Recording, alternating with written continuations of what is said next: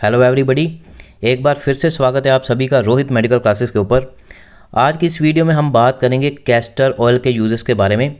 Castor oil, जिसको अरंडी का तेल भी बोला जाता है, ये काफ़ी इजीली अवेलेबल है आयुर्वेदिक शॉप्स के ऊपर एंड मेडिकल शॉप्स के ऊपर, जो फार्मेसी शॉप्स होती हैं।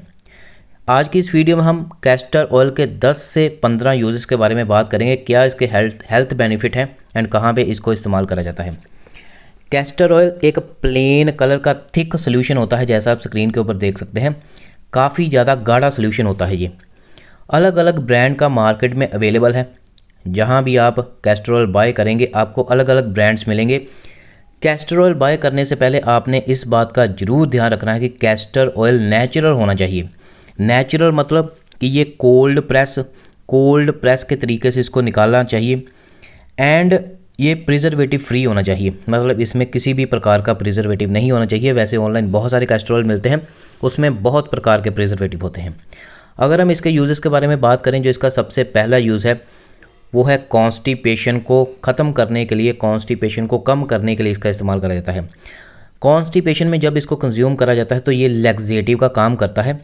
एंड मैं आपको एडवाइस करूँगा कि अगर आपको कॉन्स्टिपेशन है, आप कोई भी मेडिसिन इस्तेमाल करने से पहले कैस्टर ऑयल का इस्तेमाल कर सकते हैं। अपने डॉक्टर से कंसल्ट करना बहुत ज़्यादा ज़रूरी है। अगर हम इसकी जर्नल डोज के बारे में बात करें तो इसको रात को सोने के समय इस्तेमाल करा जाता है। 2 स्पून गर्म पानी में या फिर गर्म दूध में डाल करके इसके कंज्यूम करे जाते हैं एंड बहुत अच्छे रिजल्ट देता है कॉन्स्टिपेशन में। कॉन्स्टिपेशन की प्रॉब्लम को ये दूर कर देता है। जो नेक्स्ट इसका यूज़ है वो है एंटी इन्फ्लामेटरी। एंटी इन्फ्लामेटरी मतलब कि ये पेन को कम करता है, इन्फ्लामेशन को, सूजन को कम करता है। बॉडी में किसी भी मसल में, किसी भी जॉइंट में अगर सूजन हो चुकी है उसको ये कम करता है। एंटी इन्फ्लामेटरीज को इस्तेमाल कैसे करा जाता है, इसका एक पैक बना लिया जाता है। यहाँ पे भी दर्द हुई है, एक्सटर्नली इसको इस्तेमाल करा जाता है। अगर घुटने पे दर्द हो रही है तो वहाँ पे इसको लगा के एक इसका पैक तैयार कर लिया जाता है। वहाँ पे इसको लगा करके ऊपर इसके कोई कपड़ा और फिर इसके ऊपर कोई टॉवल रख दिया जाता है एंड धीरे धीरे ये पेन को कम करना शुरू कर देता है। पेन को ये कम कैसे करता है, एंटी इन्फ्लामेटरी ये क्यों काम करता है, क्योंकि इसमें एक रेसिनोलिक एसिड नाम का एक सब्सटेंस होता है जो पेन को कम करता है। नेक्स्ट इसका जो यूज़ है वो है, ये एक बहुत ही बढ़िया स्किन टॉनिक है। स्किन टॉनिक मतलब कि ये स्किन की क्वालिटी को इम्प्रूव करता है। जब भी इसको स्किन के ऊपर लगाया जाता है तो ओनली कैस्टर ऑयल को नहीं लगाया जाता, क्योंकि ये बहुत ज़्यादा थिक होता है। हमेशा कैस्टर ऑयल को कोकोनट ऑयल या फिर ऑलिव ऑयल में मिक्स करके इसका इस्तेमाल करा जाता है। अगर इसको फेस पे भी लगाया जाता है एक्ने को ठीक करने के लिए, तो तब भी इसको किसी ना किसी और ऑयल में, मस्टर्ड ऑयल, ऑलिव ऑयल या फिर कोकोनट ऑयल में मिक्स करके इस्तेमाल करा जाता है। स्किन की क्वालिटी को ये अच्छा करता ही, लेकिन साथ ही साथ ये स्किन में बहुत सारी प्रॉब्लम में इसका इस्तेमाल करा जाता है। स्किन की बहुत सारी प्रॉब्लम को ये हील करता है, जैसे सोराइसिस में इसका इस्तेमाल करा जाता है, एक्जिमा में इस्तेमाल करा जाता है, स्कार्स हो चुके हैं, स्ट्रेच मार्क्स को कम करने के लिए, सनबर्न को कम करने के लिए इसका काफ़ी ज़्यादा इस्तेमाल करा जाता है।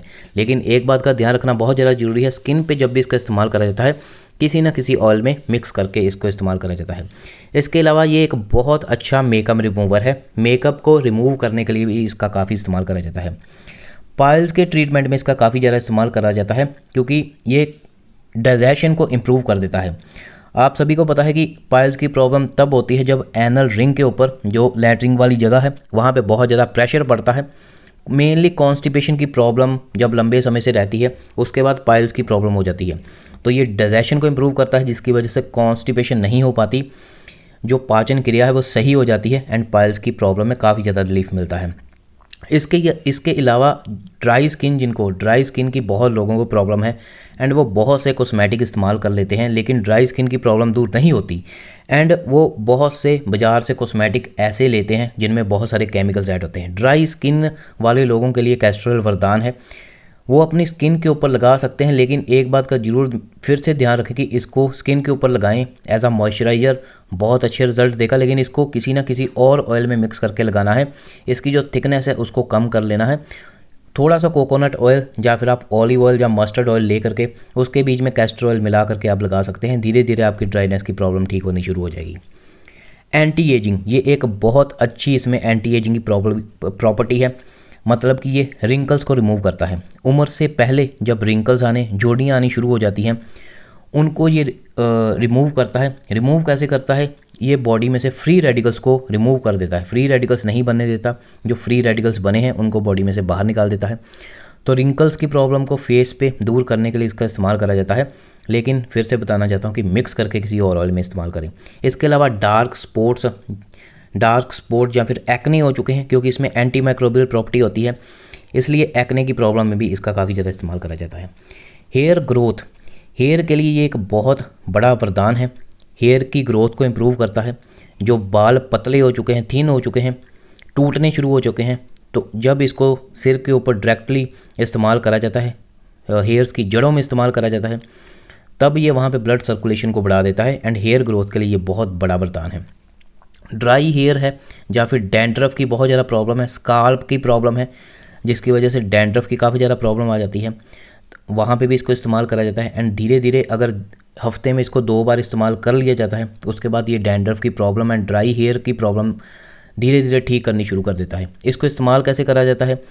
एक कॉटन कैस्टर ऑयल में डिप कर ली जाती है एंड इसको बालों की जड़ों में लगाया जाता है। एंड इसको इस्तेमाल करने के थोड़े समय बाद 2-3 घंटे बाद इसको धो लेना बहुत ज़्यादा जरूरी है, क्योंकि बहुत ज़्यादा थिक हो जाता है।